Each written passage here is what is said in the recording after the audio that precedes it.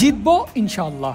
রিশাদ হোসেন এই কথাটা বলেই প্রবেশ করেছেন বিমানবন্দরে। সঙ্গে আছেন তার সহধর্মিণী। না, ব্যাটে বলে দারুণ সিরিজ কাটানোর পর স্ত্রীকে নিয়ে কোথাও ঘুরতে যাচ্ছেন না টাইগার অলরাউন্ডার, বরং যোগ দিচ্ছেন ন্যাশনাল ডিউটিতেই চট্টগ্রামে টি-20 দলের সঙ্গে। সিরিজ জয়ের কনফিডেন্সের পাশাপাশি ওয়ানডের ফর্মটা সঙ্গে নিয়েই সাগরিকার মাঠে নামতে চাইবেন রিশাদ হোসেন। এয়ারপোর্টে প্রবেশের সময় ছন্দে থাকা রিশাদের কাছে তাই জানতে চাওয়া হয় টি-20 সিরিজে কেমন করবে বাংলাদেশ। তার জবাব, জিতবো ইনশাল্লাহ।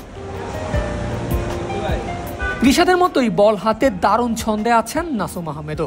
ওয়ানডে সিরিজের মাঝপথে দলের ডাক পেয়েছেন এবং ধুসিয়েছেন উইন্ডিজ ব্যাটারদের। তবে টি-20তে তো নিয়মিত মুখী নাসুম।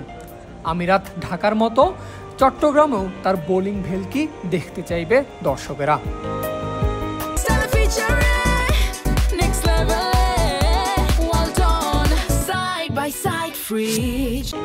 সময়টা খুব একটা ভালো যাচ্ছে না টাইগার ব্যাটার তাওহিদ হৃদয়ের। রান পেলেও সেটা দলের জন্য খুব একটা ইম্প্যাক্টফুল হচ্ছে না। তবে দল ও ম্যানেজমেন্টের তার প্রতি আস্থা আছে, আর সেই আস্থার জোরেই এয়ারপোর্টে হাজির তাওহিদ হৃদয়। জুম্মার নামাজ পড়ে রওনা দিয়েছেন উদ্দেশ্য চট্টগ্রাম। ওয়েস্ট ইন্ডিজের বিপক্ষে 3 ম্যাচের টি-20 সিরিজ। এয়ারপোর্টে হৃদয়ের সঙ্গী যুব দল থেকেই তার বন্ধু তানজিম সাকিব। টাইগার পেসার আছেন বেশ ছন্দে, সেটাই ধরে রাখতে চাইবেন আসন্ন সিরিজে। উইন্ডিজদের বিপক্ষে ওয়ানডে সিরিজে স্কোয়াডে ছিলেন না, তবে টি-20 স্কোয়াডে আছেন এমন ক্রিকেটাররা আগেই চলে গেছেন বন্দরনগরীতে। এবার তাদের সঙ্গে যোগ দেওয়ার পালা বাকিদেরও।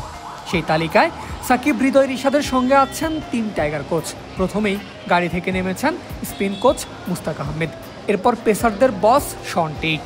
আসন্ন সিরিজ নিয়ে জানতে চাইলে কোনো মন্তব্যই করতে নারাজ এই অজি কোচ।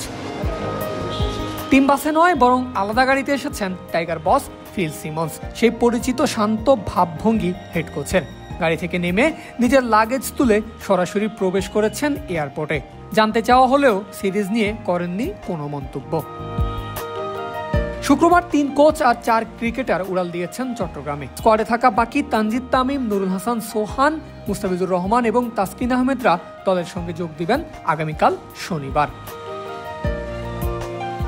ওয়ানডে সিরিজের পর উইন্ডিজদের বিপক্ষে 3 ম্যাচের টি-20 সিরিজ শুরু হবে 27 অক্টোবর। এরপর যথাক্রমে 29 ও 31 অক্টোবর অনুষ্ঠিত হবে বাকি 2 ম্যাচ। পারভেজ আল হাসান, ক্রিক ফ্রেন্জি।